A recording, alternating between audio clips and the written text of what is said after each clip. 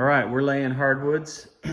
What I've done is I've taken two measurements, one off this wall for an outside edge of the 5 1/8 board, and then the outside here, so I can lay it along there. I took another measurement off there. I'll snap a chalk line for the outside edge here, and I should be able to lay a straight line of boards that's tucked under just enough of the drywall that it'll be covered by the baseboard.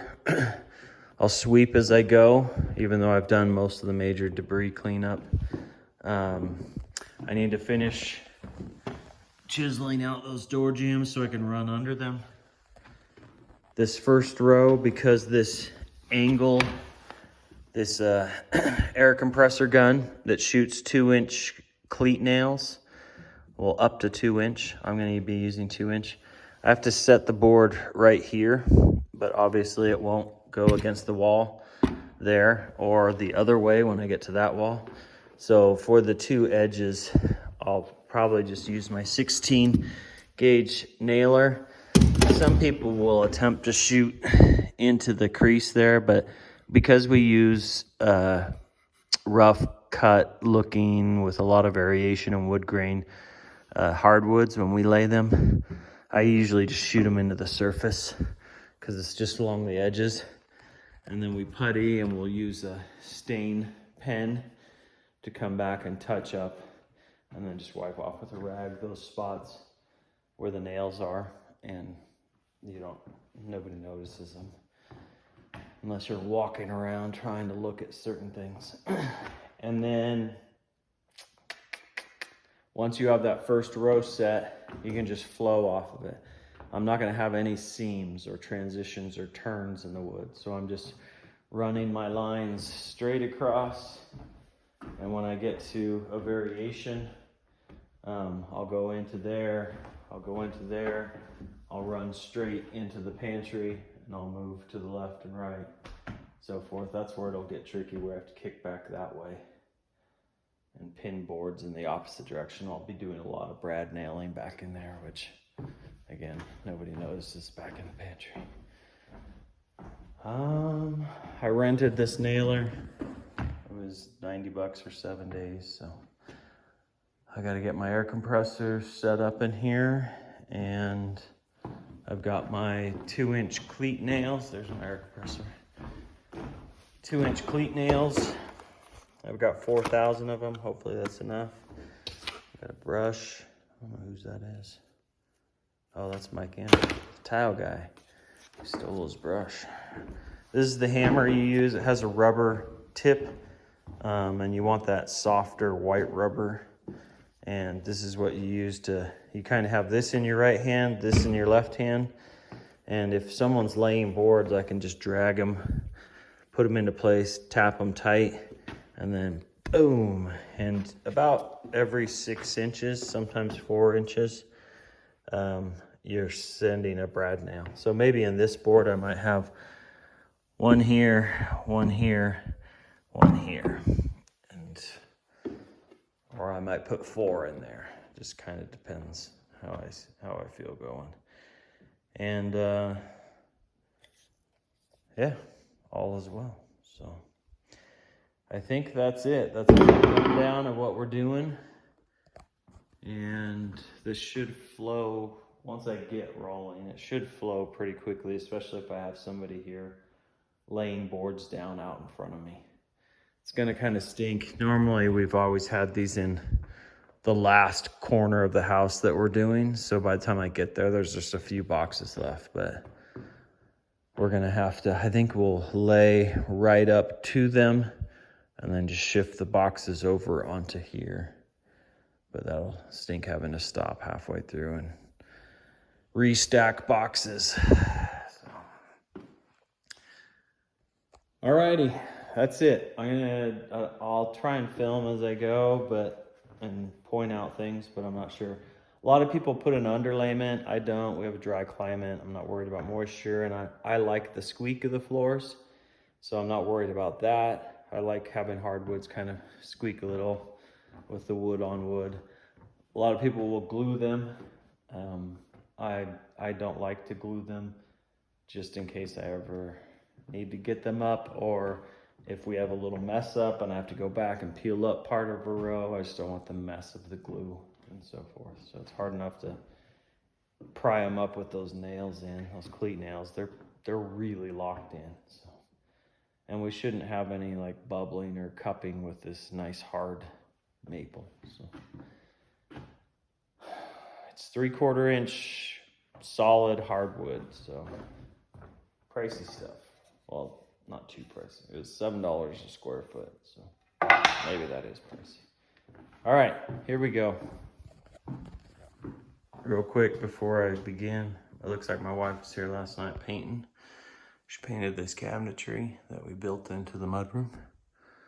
It looks pretty nice. Dark green, I like it. And the plumber's coming today to hook us up to water and wrap up everything they're doing. So that's exciting. We should be operational for bathrooms and plumbing and everything else. Oh, I forgot to get that sink fixture here.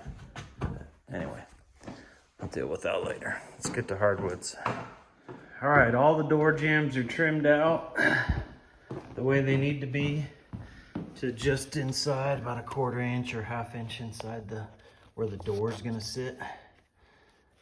So those are all trimmed out. I cleaned them all up. I vacuumed all the edges. I swept, I vacuumed some more. So we're good for this 4-foot section. I then snapped my chalk lines. So I've got a good chalk line. I double checked, I laid the board down and it should fit just fine running down. It doesn't get too far away from the wall to where my really thin baseboard won't cover it, because that's always kind of screwy. I've had that happen once before where there was kind of like a swale on the wall and I didn't notice, and I just started to get on the edge of being able to see under there. So what I did is I trimmed a piece of board and then I put glue on it and I just tapped it back down in there, and that where the baseboard kind of dipped a little bit, nobody noticed. So all you need is a wood visual back in there. Anyway, so I'm gonna lay out my first line here and then use my brad nailer to start stapling that line down and getting it set strong. Here we go. So it begins.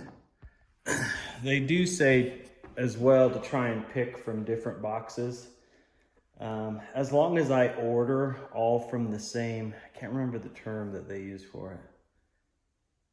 Case. I can't remember, but the same shipment. Otherwise, you might get the same exact 3/4 inch maples from Virginia Millworks in this color pattern. But if you get 2 separate lots, I think it's lot, L-O-T, then you might be getting one that was cut out of this batch of wood and this one that was cut out of here, or maybe they switched stains or whatever. And so you might get some significant variation, although I don't think that's too common of a thing. So we made sure we ordered this batch all at once out of one lot. And in the past when we've done that, just picking from whatever box has been fine. So I haven't had too much variation in the wood. All right, here we go. Okay, we've got the first 3 set. And I mean, you can't see the nail unless you catch it in the right light and all. If there is one at the surface like that, I'll just subset it with a little punch. And then I try and nail far enough back here that it will be covered by the baseboard, but never know. One thing to keep your eye on is if they do mess up on these, it'll be the tongue or sometimes the groove. And every once in a while you have to either doctor up a groove yourself or toss that piece of wood aside to use at the end if you have to, but I always have extra wood left over. But sometimes this tongue can be messed up. And sometimes it'll barely even be there. Like it'll be missing a whole bunch of itself, and then it barely catches or doesn't catch the next board. So just pay attention to that as you grab it. Just take a quick look. Because if you set one in place, especially with the cleat nailer, once I get to that nailer, man, it's hard to get it back up. Here's what I'm talking about. You can see that tongue is pretty jacked up.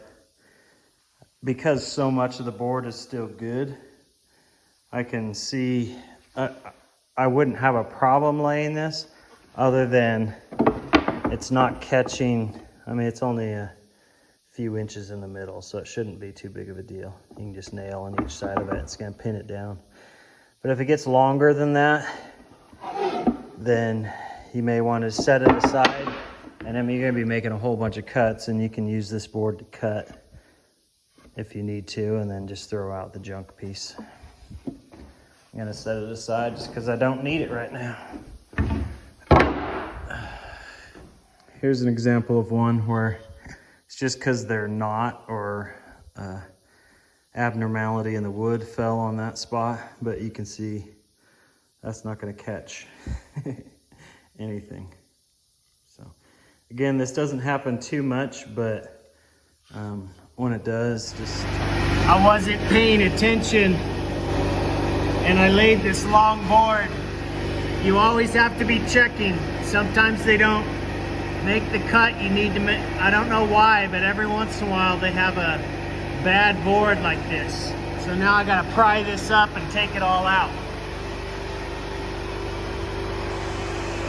Something else to pay attention to is make sure you're checking your nails, especially on the cleat nailer. It doesn't hold very many. It holds like one short sleeve, but it stinks when you're like pop, pop, pop, pop, and you're cruising along and all of a sudden you realize you haven't been nailing. Especially when you're surface nailing with these 16 gauge brad nails, if you do that, because you don't want to be punching holes and then realize you have to go back and re-nail. It just kind of stinks. Not a huge deal. I also like to run across my doorways with a solid piece, because on this, because I'm pinched for space now, and I've got this guy right here, I can't just slide a board in because the carpet's there, but if the carpet wasn't there, I'd still have that thing there. And so I'm gonna have to have a seam in here, and I'll cut it and I'll pin them up like a teepee, and I'll push them down so they slide under, and the seam is here, blunk, and it'll sit flush and flat, and then he'll trim his carpet and tuck it in against there. And that way I don't have to worry about where that seam is here. It's not a huge deal, but it's just kind of nice to have a solid piece there and not have to worry where my seam is going to be when I put those two pieces together that slide under the door jambs and close up right there. I don't know how it happens, but there's another indent in this wall.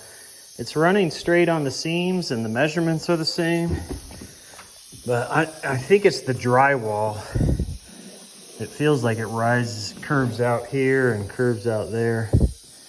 But I will have to fix this board right here and throw a piece behind there for this stretch through here. So I think I'm gonna do that now. I put 2 nails in it and I looked down and noticed there's just too big of a gap there. So I'm gonna trim that piece there and glue and tuck it into the back of this board, so as I lay them, it's sticking out here through this section, and I think it closes back up over there. All right, so there's my first piece glued in there. So it adds, about a 1/2 inch. It doesn't look like a half, but it is. Actually, it's not, because I think the groove, the tongue counted, so it's probably 3/8 of an inch. Anyway, that should be sufficient. I'm gonna glue a few more of these together and then I'll start laying these down. Okay, so you can see that laid in there, that little glued on extension, and that closes up that gap. I'll just ride this out through this curve in the wall in the drywall. Brandy's dad put a door up. 2 doors up. And I just finally got the first line. So, first for some perspective, I got here just before 6 a.m. Cut the door jambs, cleaned up for an hour, and it took me 2 hours to get this line laid. Mainly because I had to add so many of those back extensions. Okay, we turned the water on out there that we placed 5 months ago.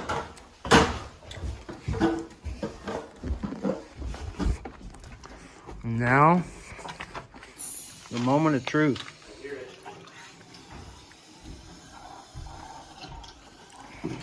If there are leaks, it was Charlie. Yep, Charlie did the water line.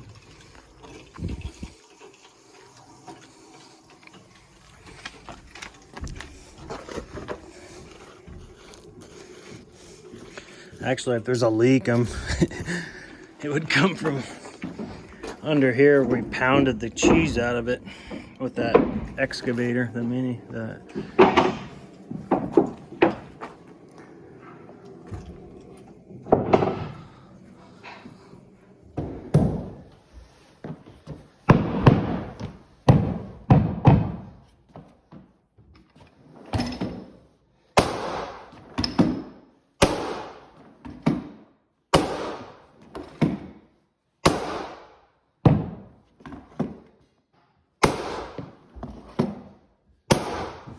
All right, she's painting. We have water, operational bathrooms, and we're cruising along. So it took an hour or so to do this. To get these to where there's no room to swing the hammer. To get these to cinch in, I just put a block against the wall and it cinches it tight. Sometimes 2 blocks.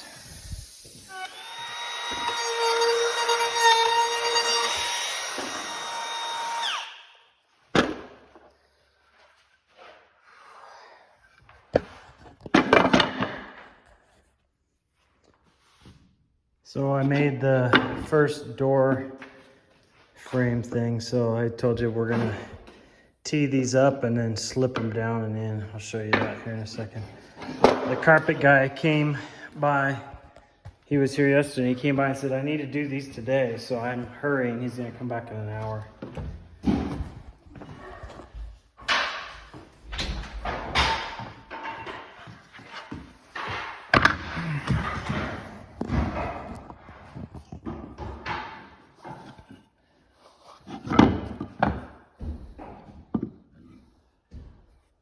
Ah, shoot, I cut him. Oh, no, I did it right. The problem is this carpet.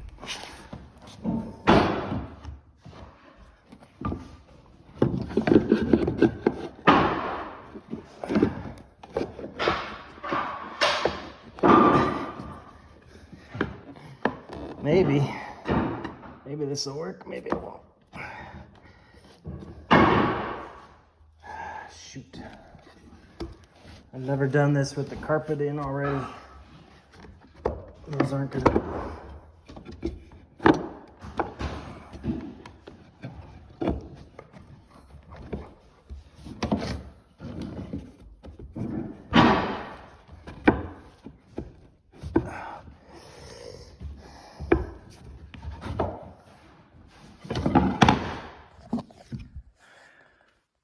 All right.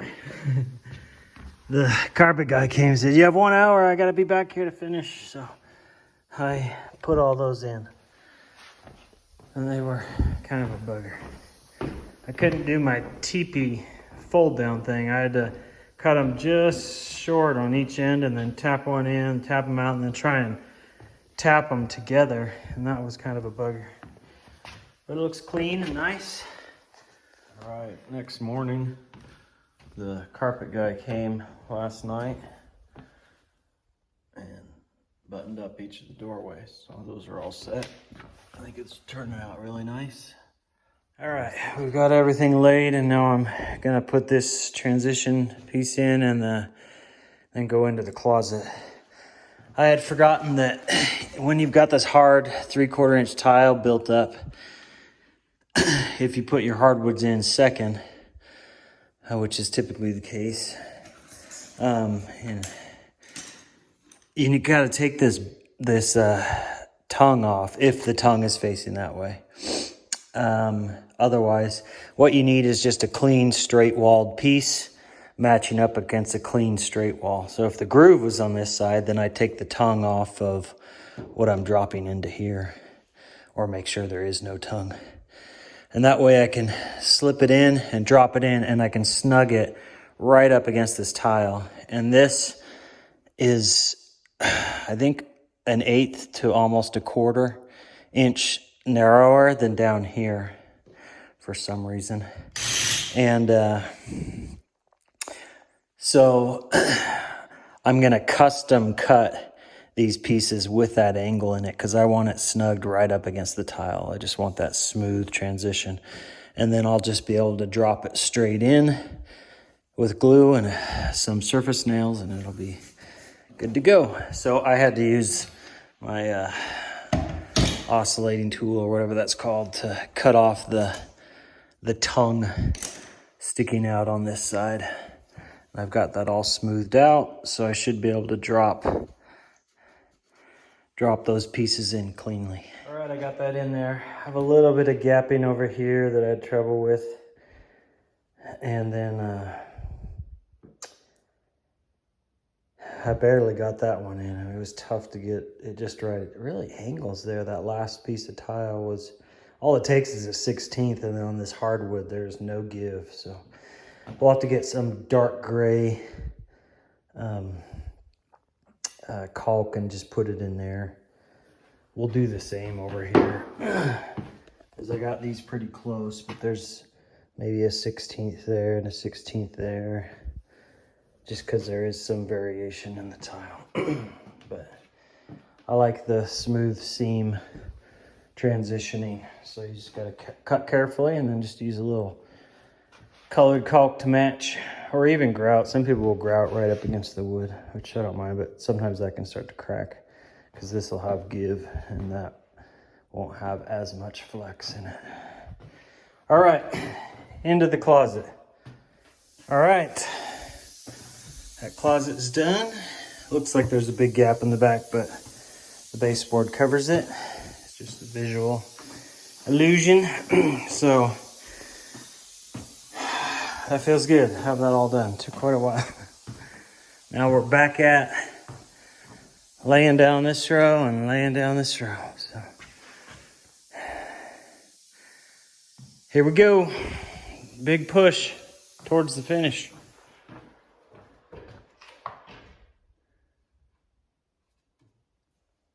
Stop it. Don't go. My assistant on the chop saw for the first time. All right, we're flowing into the kitchen. All right, we are cruising along. It's lunchtime and we made it through the kitchen. There's the oven slot to the edge of this island. And I wanted to match the other side, and we've done that, so. I've got one more row and I'll be to the edge of that island. Brandy went to grab some lunch. She's been running the saw. She'd never used that kind of saw before, but I said, if you can use this saw and make a lot of these cuts while you're waiting for me after you lay down a row, it'll just go so much faster. Because I haven't had anybody willing or able to do that. So this is awesome. Because we're zooming along much faster with someone cutting.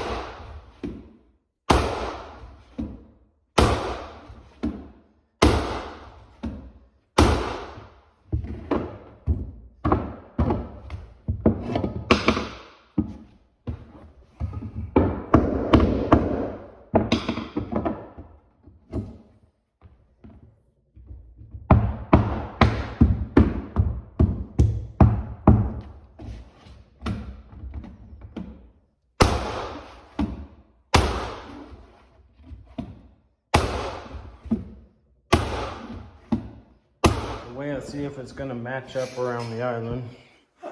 Where we came to here is I try and do one piece. And it's pretty close on my measurements, so I assumed it was really close. I think we're gonna have a little bit bigger gap down at this end than we had down here. So we'll have to have a good enough toe kick on this side to cover that. But it looks like it might be dead on, which would be a surprise. So I just notched around the island, and if it's close, it'll stay straight. And often I'll snap a chalk line off of that just to make sure, so I'm not pushing out.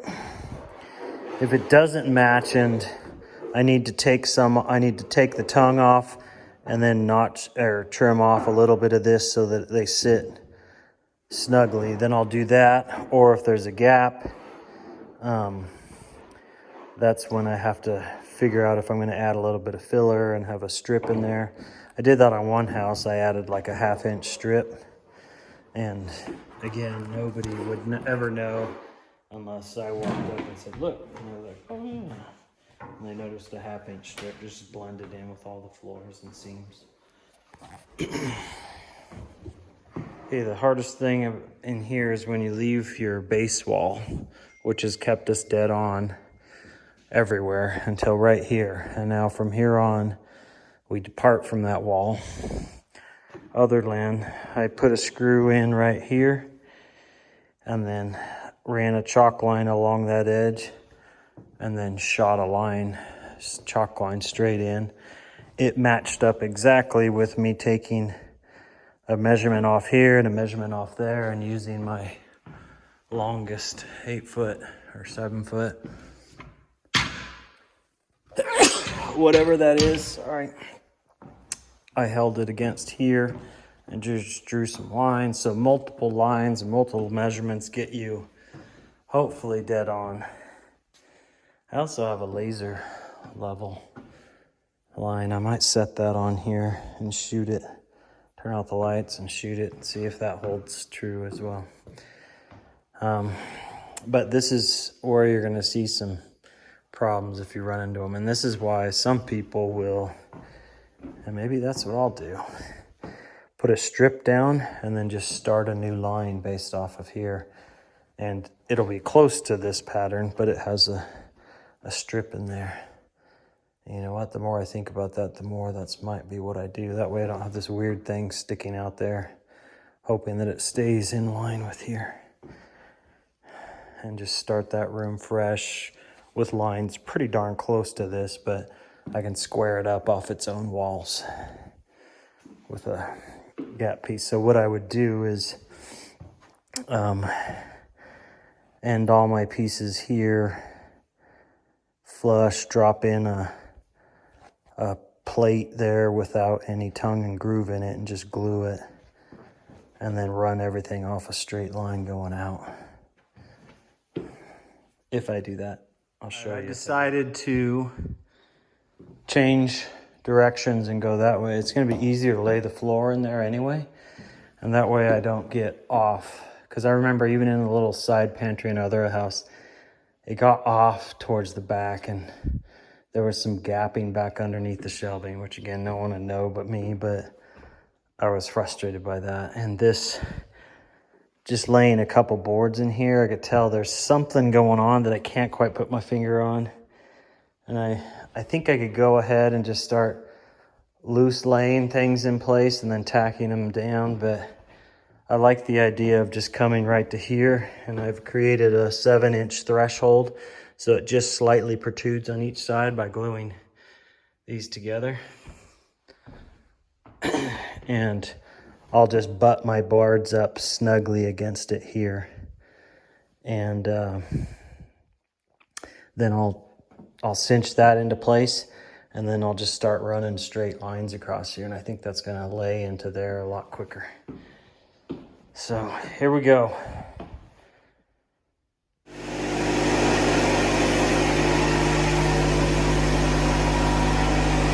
All right.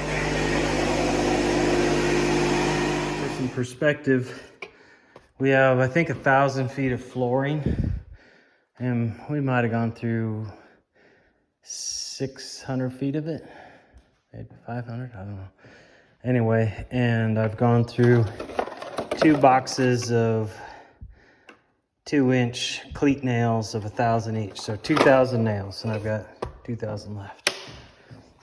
And I probably put them no more than 6 inches apart, but often I'm putting them 4 inches apart. Every once in a while, 2. So I was in cutting this maple for 2 days. The smell of it, I kept thinking, what is that smell?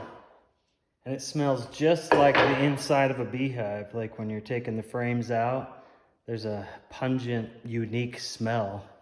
It's not off-putting, but it's just totally different. It smells just like the maple, cutting maple when you your blade's starting to dull a little bit, and it gives a little bit of a burn there. Anyway, a little note of interest for you. Look at this, it's looking sweet. I love this switch. I don't remember doing that before. I must have at some point. I've dropped across a doorway cross piece and a stair where the bullnosed the front of it to go down the stairs, but I don't think I've just changed directions and flowed into a room, but I really like how it looks. It's cool. We've got a pretty good pile of cup boards there and there. I'll show you what we've done. Everything's laid through the whole house. Closet. All the doorways are done. All the edging is done. This entire room is done, including all the doorways and the tucked in trim along there. And then the kitchen under the dishwasher, we got under there. We wrapped around under the fridge. And then I love this transition. I'm glad I did it. Just shifting directions. I don't know that I've done that before. And I am to the last half or third of the pantry. I still have to do a square in the mudroom around the trapdoor, but we may do that over the coming weeks after we move in. I'm not sure, or in the coming days after we move in. But we are operational. I think it looks really good with the color of the cabinets and this dark granite. This is a darker granite. We got to clean them off. They're covered. Everything in the house is covered in dust. So we're ready to pop fridge, oven, and dishwasher in. And then I'll finish this up tomorrow afternoon, evening, most likely.